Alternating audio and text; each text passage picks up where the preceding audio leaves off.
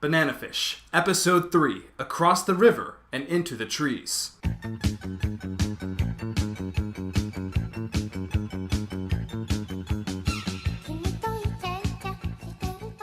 What is going on, party people? It is I, Fumencho. Welcome back. Today we are talking about Banana Fish Episode 3.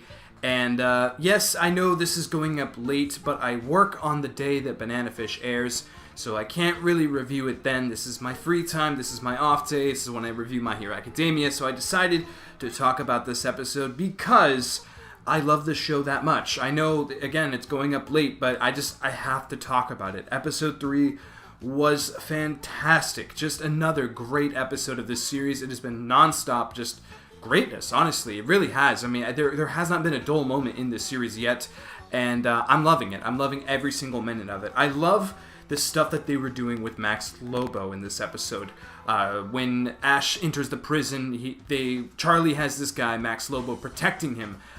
He's an old contact of his, and he's in prison now, and you got Dino's guys in there, and he is a younging, so there's going to be some issues, and Max Lobo is there to prevent those issues.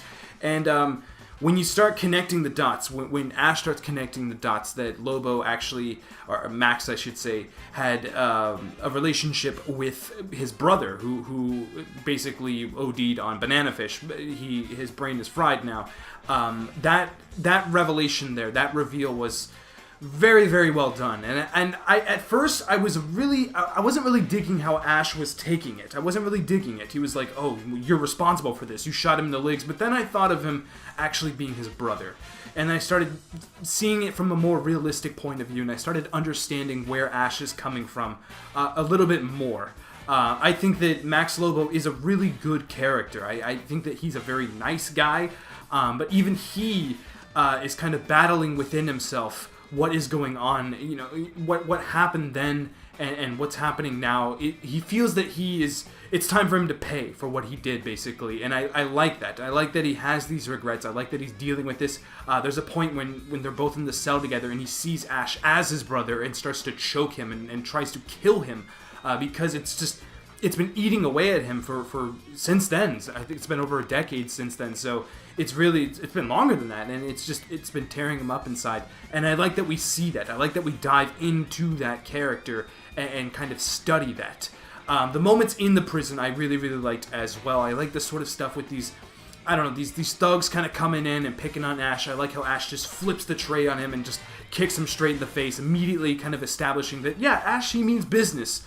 But, of course, we all know what happens later, and I don't know, like, it's hard to watch. It really is. And this is another series where, it's a little too real sometimes, and it gets a little, gotta take a little step back, and I appreciate it, though. Again, I mentioned this in my previous video. Thank you all who have watched that video. It's way more popular than I expected to be. That video has gotten way more viewership than I ever expected it, and I appreciate all that viewership and all the great comments and everything. I'm doing this video not only for myself, but of course for you guys as well.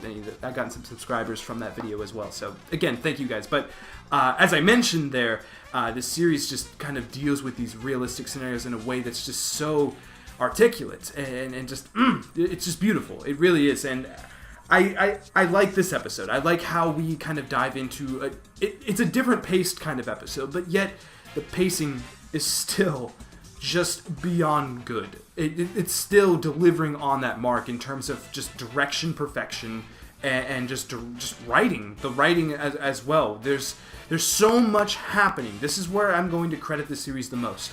There is so much happening in this episode that normally if this was any other series or even just an American TV show like Law & Order or anything like that, whenever there's so many things happening, or even in film, I start to get lost in it all. I start to get confused. I start forgetting names. I start forgetting what's happening to certain characters or how certain characters are reacting to situations. But this is not happening with this series. I'm understanding everything. I know these characters. The story is unfolding and I get to see it happen. I'm not getting lost in what is going on, and that to me is the best part about this episode and the best part about this series, frankly. I absolutely love that.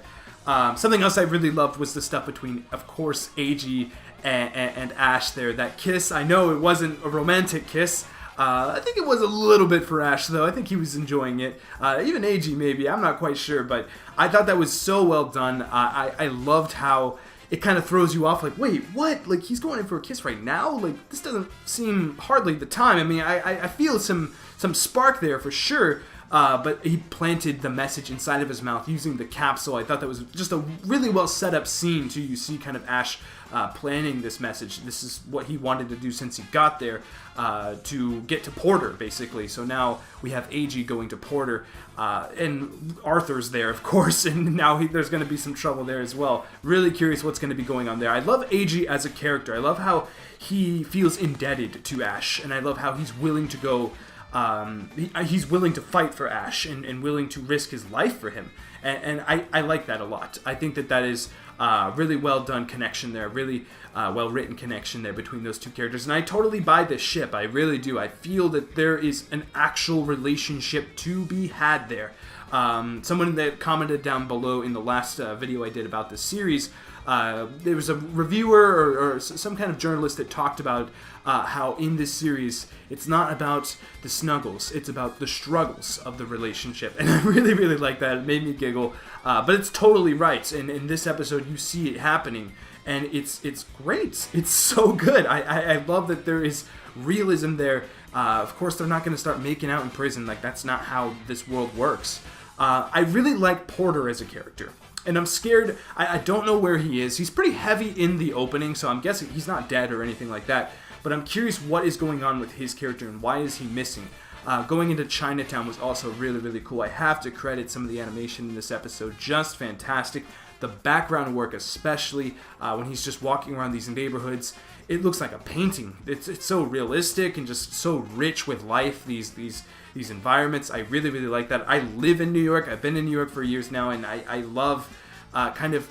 I don't want to say it's one-to-one or anything like that. It doesn't look exactly like New York, but there's definitely some atmospheric things happening that kind of make me reminisce of times that I've spent in Chinatown. I actually live in Chinatown, Queens, but that look more like Chinatown, Manhattan, and I've been there and I've seen these kinds of things, and it's really, really cool to see that translated into this work, into this series.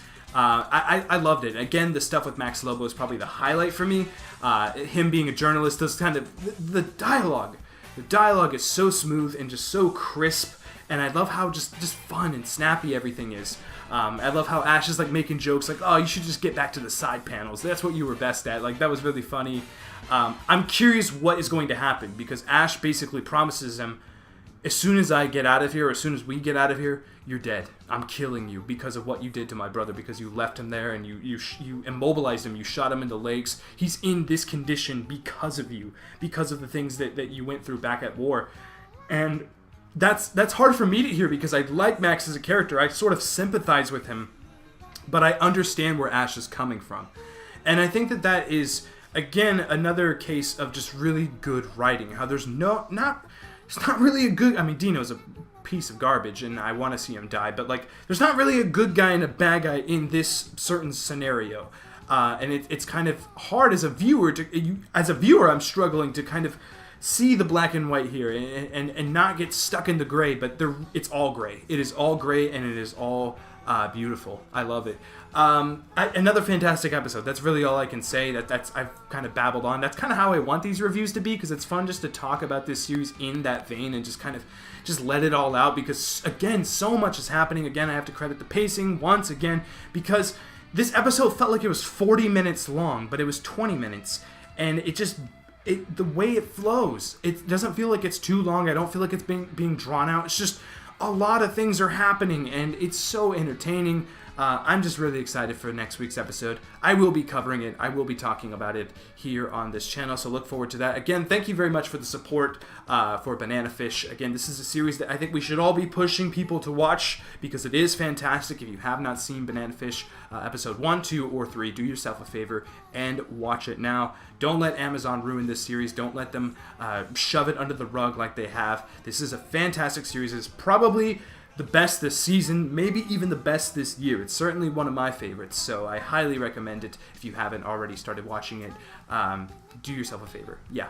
Anyway, comment down below. Make sure to give your thoughts on this week's episode of Banana Fish. Let me know what you think of the stuff with Max Lobo, the prison stuff, the AG and Ash kiss, how he plotted that capsule going into his mouth, the message and everything. I thought that was just a really, really cool scene there. Let me know what you think about it all in the comments below. And as always, until next time, I almost poked my eye with the banana.